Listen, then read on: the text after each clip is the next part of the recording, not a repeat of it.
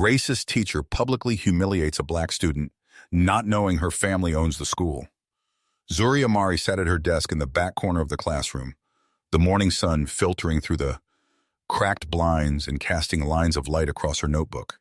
She had meticulously organized her notes for the presentation on civil rights movements, her heart racing with a mixture of excitement and anxiety. This was her time to shine, to prove to her classmates and Professor Eldridge that she was not just another student, but a voice worth hearing. The classroom buzzed with chatter, a cacophony of voices blending into a dull roar. Zuri glanced around at her peers, some laughing, others scrolling through their phones, and a few still frantically scribbling last-minute notes. She took a deep breath, willing herself to focus on the task ahead. "Just remember what you practiced," she whispered under her breath, her fingers tracing the edges of her notes. Zuri had spent hours researching, combing through articles and documentaries to gather compelling anecdotes about grassroots movements that had shaped history. She wanted to highlight the unsung heroes, the everyday people who had risked everything for change. "All right, class," Professor Eldridge's voice boomed, cutting through the noise like a knife. The room quieted instantly, the students straightening in their seats, eyes fixed on the front. Zuri's pulse quickened. This was it. "Today, we'll continue our discussion on the civil rights movement, and I expect everyone to participate." "Zuri, you're up first," he said, his tone dripping with an underlying condescension that made Zuri's stomach twist. With a nod, Zuri stood up, clutching her notes tightly as she made her way to the front of the room. She could feel the eyes of her classmates on her, some curious, others skeptical. Zuri cleared her throat, trying to ignore the flutter of nerves in her chest. "Good morning, everyone. Today, I want to talk about the importance of grassroots movements in the civil rights movement," Zuri began, her voice steadying as she spoke. She referenced notable figures like Ella Baker and the Student Nonviolent Coordinating Committee, emphasizing their impact on the fight for equality. As Zuri spoke, she saw a flicker of interest in some faces, but then she caught sight of Professor Eldridge's expression. He leaned back in his chair, arms crossed, his lips curved into a patronizing smile that made her heart sink. Just as Zuri was gaining momentum, articulating the significance of community organizing, Professor Eldridge interrupted her. "Zuri, let's pause for a moment. I think you're missing the point," he said, his voice dripping with sarcasm. "These are just stories you've read in textbooks. What do they have to do with real history? This is a history class, not a storytelling session." A wave of snickers rippled through this classroom, and Zuri's heart plummeted. She felt the warmth of embarrassment creeping up her neck, her palms growing clammy. How could he dismiss her in front of everyone? Let's be honest, Zuri," he continued, his tone cutting. "You're not exactly an expert on this subject. Maybe stick to what you know." Zuri's breath caught in her throat. The laughter grew louder, and she could feel her classmates' eyes boring into her, some with amusement, others with an uncomfortable sympathy. She had expected some pushback, but this was a full-on assault. "Maybe we should hear from someone who actually knows," he suggested, turning to another student, a young man named Kyle, who was known for his dismissive attitude toward anything that didn't fit his worldview. "Kyle, what do you think about Zuri's claims?" Zuri felt her cheeks burn as Kyle shrugged, smirking. "Honestly, I didn't even pay attention. Sounds like a waste of time," he said, eliciting a round of laughter from the class. In that moment, Zuri's world felt like it was collapsing. She had poured her heart into this presentation, and here was Professor Eldridge, the very person who was supposed to encourage her, tearing her down instead. All she wanted was to share her thoughts, to be heard. But all she felt now was the weight of humiliation crushing her spirit. Zuri returned to her seat, her legs trembling beneath her. She could feel the heat of embarrassment radiating off her skin, and she fought back the tears threatening to spill. How could he do that? How could he belittle her so openly? The laughter echoed in her ears, each chuckle a reminder of her public shaming. As the class continued, Zuri's mind raced. She tried to focus on the discussion around her, but the words blurred together. Her heart was still pounding in her chest, a reminder of the shame she felt. She glanced at her friends, who exchanged worried glances, but no one spoke up in her defense. Why didn't anyone say anything? She thought bitterly. Why didn't anyone stand up for me? The bell rang, signaling the end of class, and Zuri bolted from her seat, desperate to escape the stares and whispers. She shoved her notes into her backpack, her hands shaking with anger. As she stepped into the hallway, she spotted her best friend, Asha, waiting for her. "Zuri, are you okay?" Asha asked, concern etched on her face. "I saw what happened. That was so unfair." Zuri forced a smile, though it felt like a mask. "I'm fine," she lied, but the tremor in her voice betrayed her. "Just a little embarrassed." "Embarrassed? He humiliated you," Asha exclaimed, her voice rising. "You should talk to someone about this. It's not right." Zuri shook her head, the anger boiling inside her. "What's the point? It's just one teacher. No one will believe me. They'll think I'm overreacting." Asha took Zuri's hands, squeezing them tightly. "You can't let this go. You deserve to be heard. You have a voice." Zuri pulled her hands back, frustration bubbling over. "What good is my voice if no one is listening?" She turned away, unable to face the truth of her feelings. That evening, Zuri sat at her desk, staring at the wall as shadows danced across her room.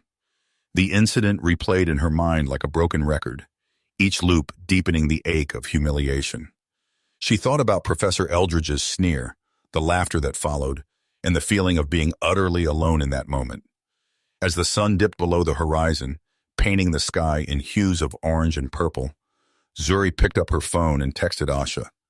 "Can we meet up? I need to talk." Within moments, Asha replied, "Of course. I'll be there in 20. When Asha arrived, Zuri led her to the small kitchen table where they often did homework together. Zuri took a deep breath, the weight of the day hanging heavily on her shoulders. "I just don't understand why he had to do that. I worked so hard on that presentation," Zuri admitted, her voice barely above a whisper. Asha nodded, her expression serious. "You put so much effort into it, Zuri. You deserve to be respected, and he crossed a line. You can't let this slide." "I don't know if I have the courage to confront him," Zuri confessed, feeling the familiar knot in her stomach return. "What if he just denies it? What if no one believes me?" "Your family owns the school, Zuri. You have power. You can't let him get away with this," Asha urged, her voice firm. "Talk to your parents. They'll back you up." Zuri felt a flicker of hope mixed with fear. Could she really talk to her parents about this? What if it made things worse? But deep down, she knew Asha was right. She couldn't just sit back and let Professor Eldridge's behavior continue unchecked. "I'll think about it," Zuri finally said, her voice steadier. Asha smiled, squeezing Zuri's hand. "That's all I'm asking. Just think about it. You deserve to be heard." Zuri nodded, determination slowly replacing her doubt. She was tired of being silenced. It was time to reclaim her voice. Zuri lay in bed that night, staring at the ceiling as the events of the day replayed in her mind. The laughter, the humiliation, and the dismissive tone of Professor Eldridge haunted her. She turned onto her side, pulling the covers tightly around her, wishing to cocoon herself from the world outside. Her phone buzzed on the nightstand, and she reached for it, hoping for a message from Asha or someone else who understood. Instead, it was a notification from her school's app, announcing the upcoming parent-teacher meeting. The thought of sitting in the same room as Professor Eldridge felt suffocating. "What if he tries to twist everything I said?" Zuri muttered to herself. Frustration bubbling up again. The idea of confronting him in front of her parents made her stomach churn. As the clock ticked closer to midnight, Zuri forced herself to close her eyes, repeating Asha's words in her head. "You deserve to be respected." She needed to be brave. The next morning, she would talk to her parents. When Zuri arrived at the breakfast table the following day, her parents were already engaged in conversation about the school and its latest events. Her father, a prominent figure in their community, sat reading the newspaper while her mother prepared pancakes, humming softly to herself. Zuri hesitated, watching them for a moment. They were busy, but she needed their support now more than ever. "Mom, Dad, can we talk?" Zuri said, her voice steady despite the nerves churning in her stomach. Her father looked up from the paper, eyebrows raised. "Of course, Zuri. What's on your mind?" Zuri took a deep breath. "It's about Professor Eldridge. He embarrassed me in class yesterday. He made fun of my presentation in front of everyone." The room fell silent, her parents' expressions shifting from casual interest to concern. "What do you mean embarrassed you?" her mother asked, placing the spatula down. Zuri felt the heat rush to her cheeks again, but she pressed on. "He said my ideas weren't valid, that they were just stories from textbooks. I felt humiliated, like I didn't matter. Her father's brows furrowed, and Zuri could see the protective instinct flare up in him. That's unacceptable, Zuri. You've worked hard, and you deserve to be treated with respect. What did you do? I didn't know what to say. I just sat down. I didn't want to make it worse, Zuri confessed, her voice dropping. Zuri, you cannot let him get away with this, her mother said firmly. Your father and I will arrange a meeting with the school administration. This needs to be addressed. Zuri felt a surge of relief mixed with anxiety. But what if he denies it? What if it only makes things worse? Her father reached across the table, placing a reassuring hand on hers. We'll make sure you're supported. You have every right to speak up. If he tries to twist the situation, we'll be there to back you up. Zuri nodded, feeling a mixture of gratitude and apprehension. For the first time since the incident, she felt the weight of her humiliation begin to lift. She was not alone in this fight. Her family believed in her. Later that day, as Zuri prepared for the parent-teacher meeting, she felt a sense of determination growing within her. She meticulously organized her notes, including her research on civil rights movements and examples of grassroots activism. This time, she wouldn't let Professor Eldridge's words silence her. As she entered the school with her parents, the familiar hallways felt different. Each step echoed with the knowledge that she was about to confront the very man who had tried to belittle her. Zuri's heart raced, but she straightened her back and walked forward with purpose. The meeting room was small, the walls adorned with student artwork. Zuri felt a flicker of pride at the creativity displayed, but her focus quickly returned to the matter at hand. Professor Eldridge was already seated, a smug expression on his face as he glanced up from his phone. Ah, the Amaris, he said, his tone condescending. I hope you're here to discuss Zuri's creative interpretation of history. Zuri's mother narrowed her eyes, and her father's jaw tightened. We're here to discuss how you treated our daughter in class yesterday, he said, his voice calm but firm. Zuri took a deep breath, feeling the support of her parents beside her. I worked hard on that presentation, Professor Eldridge. I wanted to contribute, but instead you made me feel small and irrelevant, she said, her voice steady despite the tremor of emotion beneath it. You misinterpreted my feedback, Zuri, he replied dismissively. But Zuri could hear the slight crack in his bravado. I was merely trying to guide you toward a more academically rigorous discussion. No, you were trying to humiliate me in front of my classmates, Zuri countered, her confidence growing, and that's not acceptable. I've researched and prepared, and I deserve to be treated with respect, just like every other student in this class. Her parents stood behind her, unwavering. The tension in the room weighed heavily, and for a moment there was silence. Zuri could see the flicker of uncertainty in Professor Eldridge's eyes as he realized that this time his words would not go unchallenged. I think we need to discuss your teaching methods and how they affect students, Zuri's father said, his voice low but steady. Zuri felt a wave of empowerment wash over her. This was her moment, not just to defend herself, but to ensure that no other student would face the same humiliation she had. As the meeting continued, Zuri held her ground, articulating her thoughts with clarity and passion. The atmosphere shifted, and she could sense the support of her family bolstering her as she spoke her truth. For the first time since the incident, Zuri felt like she was reclaiming her voice. She was determined to ensure that her experience would not be just another story lost in the corridors of the school. Zuri stood outside the meeting room, her heart pounding in her chest as she prepared for the inevitable confrontation. After the intense discussion with Professor Eldridge, she felt a mix of empowerment and anxiety. Her parents were beside her, their presence a solid anchor, but the weight of the situation pressed down on her. As they entered the room, the atmosphere was thick with tension. Zuri noticed a few other parents gathered, awaiting their turn to speak with the administration. The walls were adorned with student achievements, but in that moment, they felt hollow.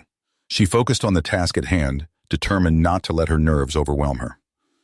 Zuri, remember what we talked about, her mother whispered gently, squeezing her hand. Stay calm and speak your truth. Zuri nodded, taking a deep breath. As they settled into their seats, Professor Eldridge sat across from them, his expression unreadable. He was flanked by the school principal, Ms. Thornton, who looked between Zuri and her parents with a mixture of concern and curiosity. Thank you for coming, Ms. Thornton said, her tone professional. I understand there are some concerns regarding classroom conduct. Professor Eldridge, would you like to start? Professor Eldridge leaned back in his chair, adopting an air of casual indifference. I appreciate the opportunity to clarify the situation. Zuri misinterpreted my comments during her presentation. My intent was to encourage a more critical approach to history. Zuri felt her pulse quicken. That's not true, she blurted out, her voice stronger than she expected. You made fun of me in front of everyone. You said my ideas were irrelevant, and that humiliated me. And my daughter worked hard on that presentation. Zuri's father interjected, his voice firm. She deserves respect in the classroom, just like any other student. Ms. Thornton raised a hand to interject, her brows furrowing. I understand there's a lot of emotion here. Zuri, can you explain how Professor Eldridge's comments affected you? Zuri took a deep breath, feeling the weight of her parents' support behind her. When he dismissed my ideas, it made me feel like I didn't belong in that classroom. I felt like my voice didn't matter. It's not just about me, it's about all the students who experience the same thing. Teachers should uplift us, not tear us down. The room fell silent, the tension palpable. Zuri's words hung in the air, and she could see the flicker of realization in Ms. Thornton's eyes. Professor Eldridge shifted in his seat, his expression hardening. I'm merely trying to uphold academic standards. If students can't handle constructive criticism, perhaps they shouldn't be in a challenging environment. Zuri's blood boiled at his dismissive tone. That's not constructive criticism. That's bullying. And it's not okay for any teacher to behave that way, especially when we're trying to learn. Ms. Thornton nodded slowly, her expression shifting from concern to contemplation. I understand your concerns, Zuri. It's essential for us as educators to create a safe space for all students. Professor Eldridge, do you have any response to that? Professor Eldridge opened his mouth, but Zuri could see the uncertainty flickering in his eyes. I stand by my teaching methods. Students need to learn how to defend their ideas, and sometimes that requires tough love. Zuri exchanged a glance with her parents, their expressions resolute. Tough love shouldn't come at the expense of a student's dignity, her mother said firmly. You have a responsibility to foster an environment of respect and support. The conversation continued, the atmosphere in the room shifting as Zuri articulated her feelings. Her parents chimed in, echoing her sentiments and reinforcing the importance of creating a supportive learning environment. Zuri felt empowered as they presented their case, each word bolstering her resolve. As the discussion unfolded, Zuri could sense the tide turning. Other parents began to nod in agreement, sharing their own experiences with Professor Eldridge's harsh methods. The realization that Zuri was not alone provided her with the strength to push forward. After what felt like an eternity, Ms. Thornton finally addressed Professor Eldridge. It's clear that there are significant concerns regarding your teaching methods. We will need to review this situation further and speak with other students about their experiences. Zuri felt a rush of relief wash over her, but Professor Eldridge's eyes darkened, his expression one of indignation. This is an overreaction. I've been teaching for years. Maybe it's time for a reevaluation of your approach, Ms. Thornton interjected, cutting him off. Education is about nurturing students and encouraging growth, not belittling them. The meeting concluded with a sense of triumph for Zuri, but she knew it was only the beginning. As they walked out of the room, her heart swelled with pride. She had spoken her truth, and her family had stood by her. Zuri, you were amazing in there, Asha exclaimed, rushing up to them in the hallway. I heard what happened. You really stood up to him. Zuri smiled, feeling the warmth of Asha's support. Thanks, Asha. It felt like I finally had a voice. Let's celebrate. Ice cream. My treat, Asha suggested, her eyes sparkling with excitement. Zuri laughed, the tension of the day melting away. That sounds perfect. As they made their way to the nearby ice cream shop, Zuri reflected on the events of the day. She had faced her fears, confronted a teacher who had tried to silence her, and emerged stronger. The journey wasn't over, and she knew there would be challenges ahead, but she felt ready for them. Hey, Zuri, Asha said, breaking her thoughts. What's next for you? Are you going to keep pushing this? Zuri nodded, determination flooding her. Absolutely. I want to make sure no one else has to go through what I did. If we don't speak up, nothing will change. As Zuri and Asha entered the ice cream shop, the sweet scent of waffle cones and the sound of cheerful chatter enveloped them. The bright colors of the ice cream displayed in the glass cases momentarily distracted Zuri from the weight of the events that had transpired. She scanned the menu, feeling a sense of normalcy wash over her. Okay, What are you getting? Asha asked, her eyes gleaming with excitement as she leaned closer to inspect the flavors. I think I'll go for the salted caramel, Zuri replied, her mouth watering at the thought. What about you? Definitely the chocolate fudge brownie. You can't go wrong with that. Asha laughed, her enthusiasm infectious. As they placed their orders and waited for the scoops to be served, Zuri felt a sense of camaraderie that had been absent during the tense moments at school. She glanced around the shop, noticing other students laughing and enjoying their time together. It was a reminder that life went on outside the challenges they faced, and for a brief moment, she allowed herself to revel in the joy of friendship. Once they had their ice cream, Zuri and Asha settled into a booth by the window. The sun streamed in, casting a warm glow over their table. Zuri took a bite of her ice cream, savoring the rich flavor, but her mind was still racing with thoughts of the meeting. Do you think it'll really make a difference? Zuri asked, her voice laced with uncertainty. What if Professor Eldridge doesn't change? What if he just continues to treat students that way? Asha looked thoughtful, her spoon paused midair. Change takes time, Zuri, but you started a conversation. You made people think. That's powerful. And if enough students speak up, then they'll have to listen. Zuri nodded, appreciating her friend's perspective. I just wish it didn't have to be this hard. Why can't teachers just be supportive? Because some people don't realize the impact of their words, Asha replied, her tone serious. But that doesn't mean you should stop fighting for what's right. You're setting an example for others. Zuri felt a swell of determination. Asha was right. Change didn't happen overnight, but she had taken the first step by speaking out. I want to start a student group, maybe something focused on creating a more inclusive environment at school. We can talk about these issues openly and support each other. Asha's eyes widened with excitement. That's an amazing idea. You could get students involved in discussions and workshops. It could really make a difference. As they brainstormed ideas for the group, Zuri felt a sense of purpose igniting within her. She wanted to create a space where students could share their experiences, advocate for themselves, and challenge the status quo. I'll talk to my parents about it. They might have connections to help us get started. Count me in.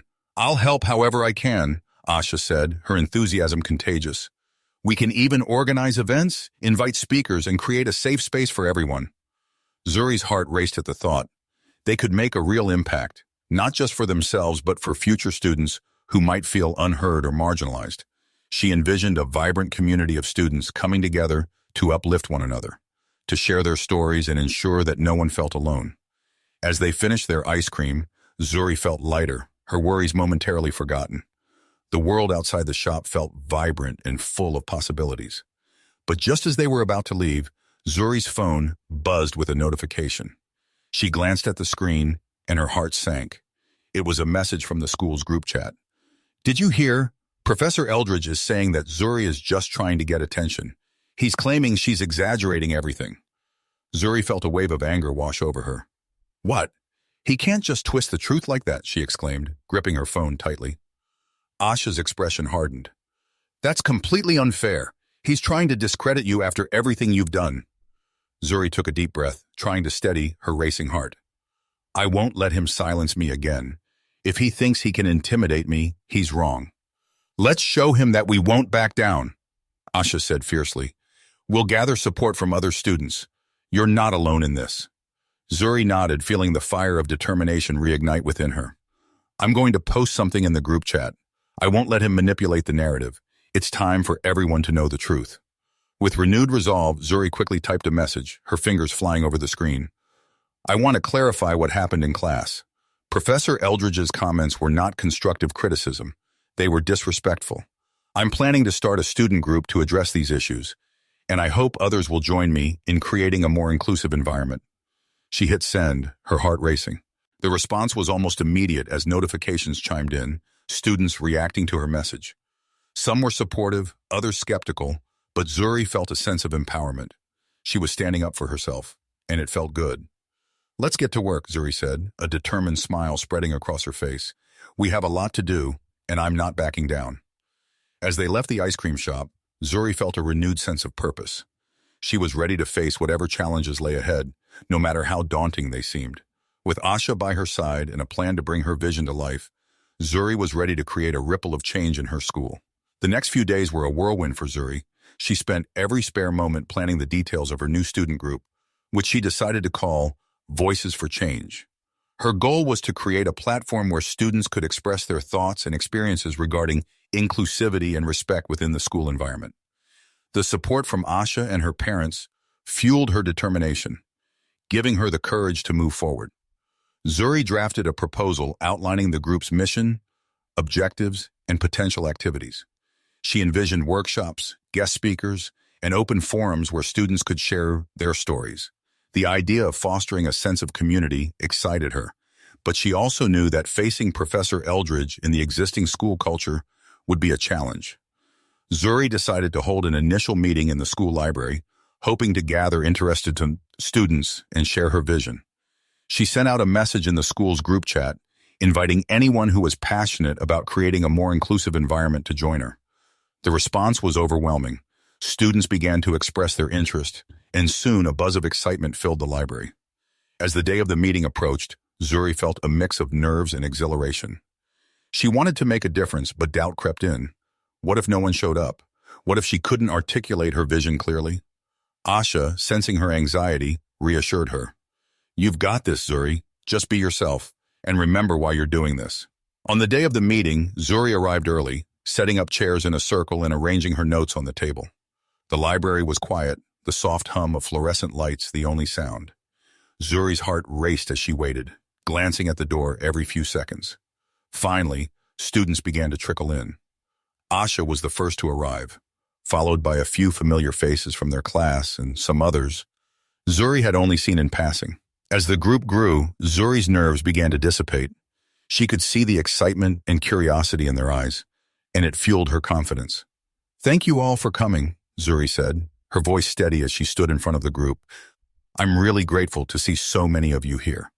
I wanted to create a space where we can discuss our experiences and work together to make our school more inclusive for everyone." A wave of murmurs and nods rippled through this group, encouraging Zuri to continue. "As many of you know, I recently had a difficult experience with one of our teachers, and it made me realize how important it is for us to stand together and advocate for ourselves and each other." A girl named Kiana raised her hand. "I heard about what happened with Professor Eldridge. That was really brave of you, Zuri. I felt uncomfortable in some classes too, but I never spoke up." Zuri nodded, appreciating Kiana's honesty. "That's exactly why I started this group. We all have our stories, and by sharing them, we can create change. I want to hear from all of you about your experiences and ideas." Another student, a boy named Malik, leaned forward. "What kind of activities are we thinking about? Workshops? Discussions?" "Yes," Zuri replied enthusiastically. "I'd love to set up workshops that focus on topics like allyship, understanding privilege, and how to effectively communicate our feelings. We could also invite guest speakers to share their experiences and insights." As the meeting continued, ideas flowed freely. Students shared their thoughts on potential activities, from organizing awareness campaigns to creating a mentorship program for younger students. Zuri felt a sense of camaraderie building among the group, and with each suggestion, her vision for Voices for Change began to take shape. After discussing various plans, Zuri prompted the group, "Let's decide on our next steps. How about we plan our first workshop for next month? If we start spreading the word now, Mom, we can get more students on." Everyone nodded in agreement, and Zuri felt a rush of excitement. They brainstormed topics, eventually deciding on the first workshop focusing on finding your voice. As they discussed logistics, Zuri felt herself becoming more confident in her leadership. As the meeting wrapped up, Zuri realized they had built a foundation not just for a group, but for a movement. Students were eager to contribute, and the energy in the room was palpable. "Thank you all for being here today," Zuri said, her voice filled with gratitude. "I can't wait to see where this takes us. Let's keep in touch and start working on our plans." As the students trickled out of the library, Zuri felt a sense of hope. They were beginning to create something meaningful, a community where everyone's voice mattered. Later that evening, Zuri sat at her desk, reflecting on the meeting. She felt a renewed sense of purpose, and for the first time in days, the weight of the confrontation with Professor Eldridge seemed lighter. She was ready to tackle whatever challenges lay ahead, knowing she had a group of allies by her side. However, the next morning brought an unexpected hurdle. Zuri opened her phone to find a barrage of messages in the group chat, her heart sinking as she read the latest updates. "Did you hear about the meeting with Ms. Thornton and Professor Eldridge?" One message read. "I heard he's saying that Zuri is just trying to stir up trouble." Zuri's stomach dropped. "He's trying to paint me as the villain?" she muttered, anger bubbling up inside her. "I can't believe this," Asha chimed in, her tone fierce. "We need to respond. He can't just twist the narrative like that. Let's gather our thoughts and confront this head on." Zuri felt a surge of determination. "You're right. I won't let him undermine what we're trying to do. Let's organize a follow-up meeting and address this publicly. If he thinks he can intimidate me, he's wrong." The following days passed in a blur of planning and preparation. Zuri, fueled by the support of her peers and the need to confront Professor Eldridge's damaging narrative, organized a follow-up meeting for Voices for Change. She knew it was crucial to address the situation head-on, not just for herself, but for everyone who had felt marginalized or dismissed within the school's walls. Zuri and Asha worked tirelessly to promote the upcoming meeting. They created posters to hang around school, sent out reminders in the group chat, and even managed to convince a few teachers to spread the word to their classes. The response was overwhelmingly positive, and the excitement in the air was palpable. Students were eager to come together and discuss their experiences, empowered by the idea of creating change. On the day of the meeting, Zuri arrived early at the library, her heart racing with anticipation. She set up the room, arranging chairs in a circle to foster a sense of community. The familiar scent of books and polished wood filled the air, grounding her as she prepared to face the challenges ahead. As students began to trickle in, the atmosphere buzzed with nervous energy. Zuri greeted her friends, and soon the room was filled with familiar faces, some she recognized from the initial meeting, and others who were new but eager to join the cause. "Thank you all for coming," Zuri began, her voice steady as she took her place at the front. "I appreciate everyone being here today. We have a lot to discuss, especially in light of recent events." A girl named Maya raised her hand. "I heard what Professor Eldridge said about you, Zuri. It's not fair. You were just trying to speak your truth." Zuri nodded, feeling the weight of the support in the room. "Exactly. And that's why we're here. We need to stand together and show that our voices matter. We can't let anyone, teacher or student, diminish our experiences." As they discussed the situation, Zuri encouraged everyone to share their thoughts. One by one, students opened up about their own experiences with bias and unfair treatment. Some spoke about feeling overlooked in class discussions, while others shared stories of being dismissed based on their backgrounds. The room grew heavy with emotion, yet there was a sense of solidarity in vulnerability. "This isn't just about me," Zuri said, her heart swelling as she listened to her peers. "It's about all of us. We need to advocate for a culture of respect and inclusivity in our school. We have to show that we won't be silenced." Malik, who had been quiet until then, spoke up. "Why don't we draft a letter to Ms. Thornton and the school board? We can outline our concerns and request a meeting with them. If we present a united front, they'll have to listen." Zuri's eyes lit up at the suggestion. "That's a brilliant idea. We'll gather signatures from everyone here and express our commitment to creating a more inclusive environment. We can't just talk about change. We need to take action." The group buzzed with excitement as they brainstormed the content of the letter. Zuri felt a sense of empowerment wash over her, knowing that they were all working toward a common goal. They crafted a powerful message detailing their experiences, emphasizing the importance of respect and understanding within the classroom. As they finalized the letter, Zuri felt a mix of anxiety and hope. This was a significant step forward, and she knew it wouldn't be easy, but she also knew that they had the power to effect change, and that realization fueled her determination. Once the letter was complete, they passed around a clipboard for signatures, and Zuri watched as her classmates eagerly added their names. The sense of unity in the room was palpable, and Zuri felt tears prick at her eyes. This was more than just a group.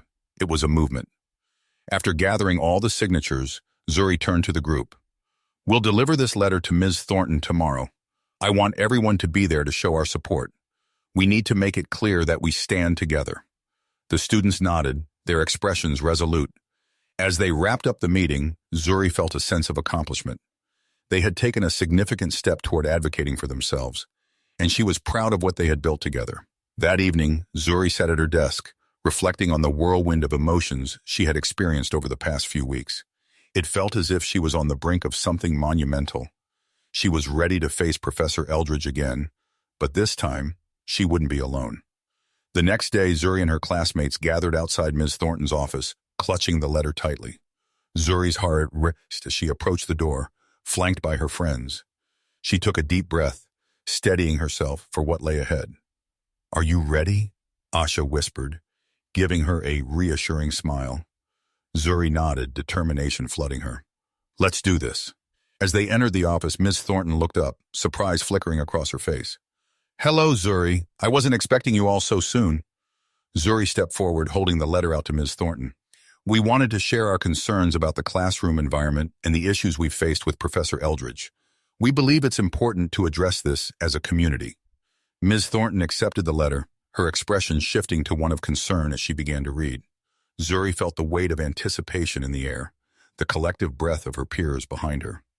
After a moment, Ms. Thornton looked up, her gaze serious. "I appreciate you bringing this to my attention. I will take your concerns seriously and discuss them with Professor Eldridge. Your voices matter, and it's important for us to foster a positive environment for all students." Zuri felt a wave of relief wash over her, but she knew this was just the beginning. "Thank you, Ms. Thornton. We just want to ensure that every student feels respected and heard in our school." "I understand, Zuri. I'll keep you updated on our discussions," Ms. Thornton said, her tone reassuring. As they left the office, Zuri felt a sense of accomplishment. They had taken a stand, and their voices were beginning to be heard. As Zuri and her classmates stepped out of Ms. Thornton's office, a wave of relief washed over her. They had taken a significant step in their advocacy, and the weight of uncertainty had begun to lift. The hallway buzzed with activity as students rushed to their classes, but Zuri felt a sense of purpose in the midst of the chaos. "Can you believe we actually did that?" Asha exclaimed, her eyes wide with excitement. "It feels empowering to take action." Zuri nodded, a smile creeping across her face. "It does. I never imagined we'd come this far so quickly." As they walked back to class, Zuri couldn't shake the feeling of anticipation. She knew that addressing the situation with Professor Eldridge was just one part of the journey. They had to be prepared for whatever response awaited them, and she wanted to ensure that their group could withstand any challenges. "Let's meet again after school to discuss our next steps," Zuri suggested as they entered their classroom. "We need to stay united and keep momentum going." "I'm in," Malik said enthusiastically. "The more we organize, the stronger we'll be." The class began, and Zuri found it hard to concentrate. Professor Eldridge stood at the front, lecturing as if nothing had happened. She could feel the tension in the room, and she wondered if he was aware of the storm brewing just outside his classroom. As the lesson continued, Zuri's thoughts drifted. She was determined to keep her focus on the positive changes they were trying to create. The bell rang, signaling the end of class, and Zuri wasted no time gathering her belongings. She had a meeting to lead. In the library later that day, the group reconvened. Filled with energy and enthusiasm, Zuri took a moment to appreciate the diverse faces before her. Students from different backgrounds, united by a shared purpose. "Thanks for coming back, everyone," Zuri began, her voice steady. "Today, we need to discuss how we can keep advocating for ourselves and our classmates. We can't let this be a one-time thing. What if we set up a series of workshops?" Asha suggested. "We could invite alumni or community leaders to share their experiences and insights. That way we could learn and grow together." Malik nodded. "And we can create a safe space for students to share their stories. It might help others feel comfortable speaking up too." Zuri felt a rush of excitement at the suggestions. "Those are great ideas. Let's brainstorm topics for the workshops and decide how we want to promote them." As they collaborated, the energy in the room was infectious. Ideas flowed freely, and Zuri marveled at how a group that had once been uncertain and hesitant was now filled with passion and determination. They discussed various themes, such as allyship, understanding biases, and effective communication. Before they knew it, the sun began to set outside the library windows, casting a warm glow on their faces. The group had settled on a plan for their first workshop titled, "Finding Your Voice, Empowering Students to Speak Up." Zuri could hardly contain her excitement at the thought of helping others find their strength. "Let's also create a social media presence for our group," Zuri proposed. "We can use it to raise awareness and share our message beyond just the school. It'll help us connect with more students and potentially gather support from the community. The group agreed, and they quickly brainstormed ideas for their online presence. Zuri felt a renewed sense of hope as they discussed how to engage students through social media platforms, sharing their goals and inviting others to join the movement. As they wrapped up the meeting, Zuri couldn't help but feel proud of their progress.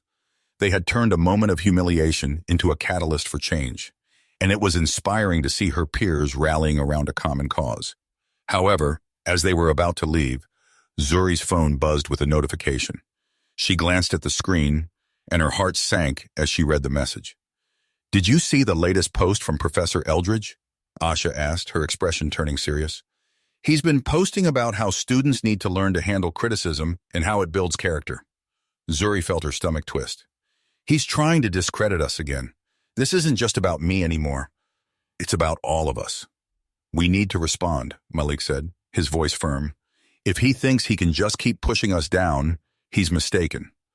Zuri felt the fire of determination reignite within her.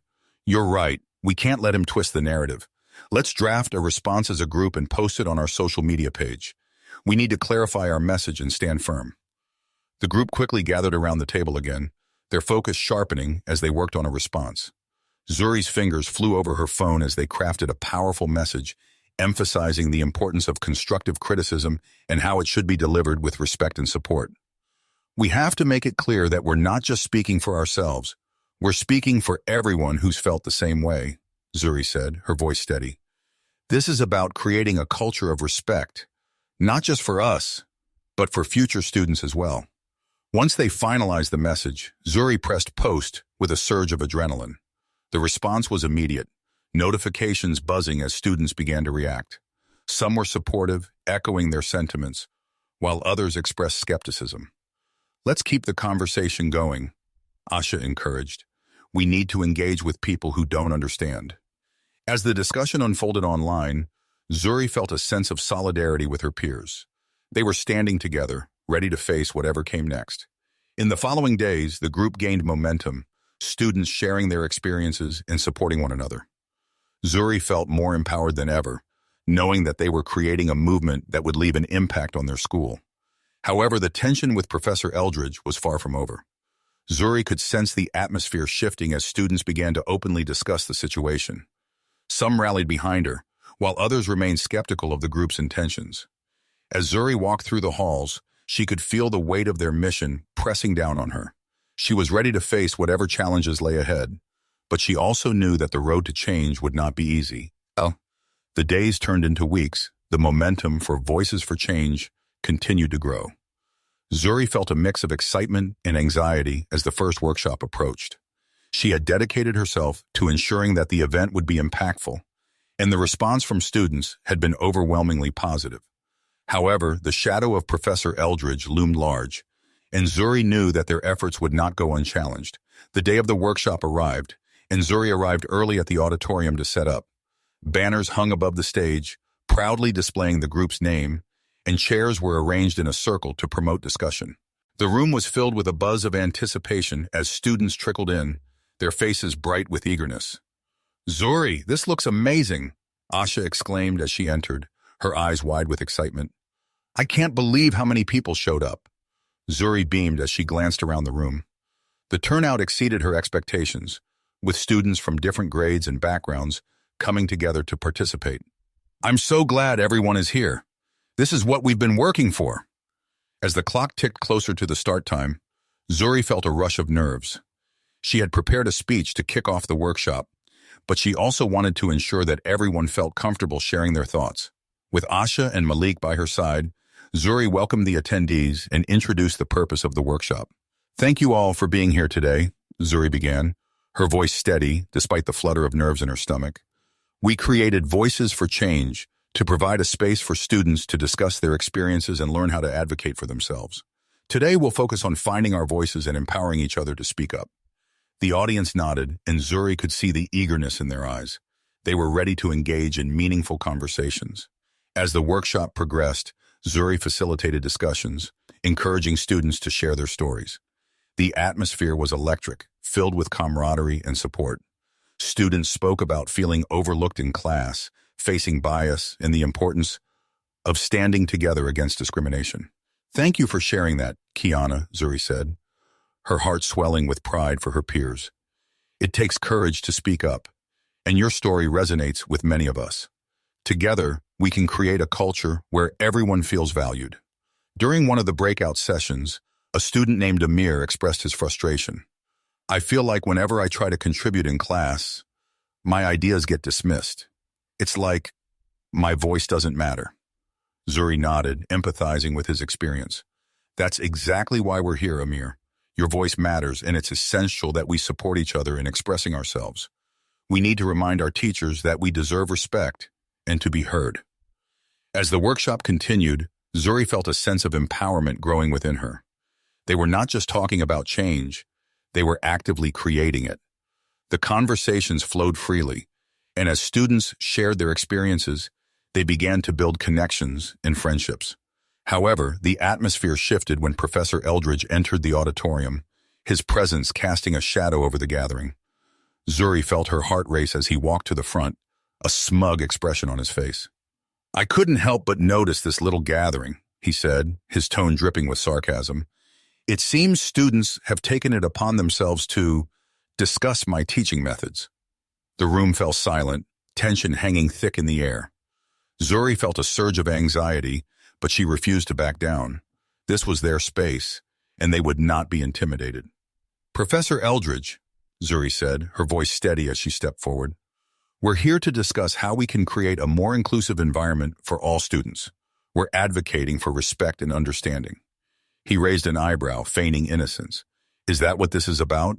I thought it was about stirring up trouble. No, it's about standing up for ourselves, Malik interjected, his voice rising with determination. Your dismissive comments have hurt many students, and we're not going to let that continue. Professor Eldridge's expression hardened, but Zuri could see that he was losing control of the narrative. I'll have you know that teaching is about challenging students. If you can't handle criticism, perhaps you should reconsider your place here. Zuri took a deep breath, her heart pounding. It's not about handling criticism, Professor. It's about how criticism is delivered. Constructive feedback should uplift, not belittle. We're here to change the culture of our school, and that starts with open dialogue. The tension in the room shifted as Zuri's classmates rallied behind her, their expressions defiant. They were standing together, united in their support for one another. Zuri felt a wave of strength wash over her, fueled by the solidarity of her peers. Professor Eldridge opened his mouth to retort, but Ms. Thornton entered the auditorium just in time. Professor Eldridge, I believe we need to have a conversation about how we can all work together to support our students. Zuri felt a rush of gratitude as Ms. Thornton stepped forward, her presence commanding respect. Students deserve to feel safe and heard in their learning environment, and it's essential for us to foster that culture. I encourage all of you to continue these conversations and advocate for yourselves. As the atmosphere shifted once more, Zuri felt a sense of triumph. They had stood their ground, and the support from Ms. Thornton made it clear that they were not alone in their fight for change. As the workshop concluded, Zuri felt an overwhelming sense of accomplishment. They had faced challenges head-on, and their voices had been heard. Students gathered around her, expressing their gratitude and excitement for what they had built together. Zuri, you were incredible, Asha said, beaming with pride. You really stood up to him. Zuri smiled, feeling a warmth spread through her. We all did this together. This is just the beginning. In the following weeks, the conversation continued. The momentum of Voices for Change grew stronger, and Zuri felt a sense of purpose in her heart. They began planning more workshops, inviting guest speakers, and fostering an environment of open dialogue. The school administration took notice, and Ms. Thornton worked with the group to implement changes in the curriculum, emphasizing the importance of respect and inclusivity in the classroom. It was a victory for Zuri and her peers, but she knew their work was far from over. As Zuri walked through the halls, she felt a sense of pride in what they had accomplished. She had found her voice and helped others do the same, and together they were creating a ripple effect of change within their school community. One afternoon, Zuri sat down to write in her journal, reflecting on her journey. She thought about the challenges she had faced, the support she had received, and the strength she had discovered within herself. Today we stood together, she wrote. Today we changed the narrative. And tomorrow we'll keep fighting for a better world, for ourselves and for those who come after us. With a renewed sense of determination, Zuri closed her journal, knowing that she would continue to advocate for change and support her peers. She was ready to face whatever challenges lay ahead, knowing that she had a community behind her, united in their commitment to making a difference. You've made it to the end. If you enjoyed this story, I am confident that you'll love the next one appearing on the screen now. Don't forget to subscribe to the channel, and please give this video a like. I'll see you in the next one.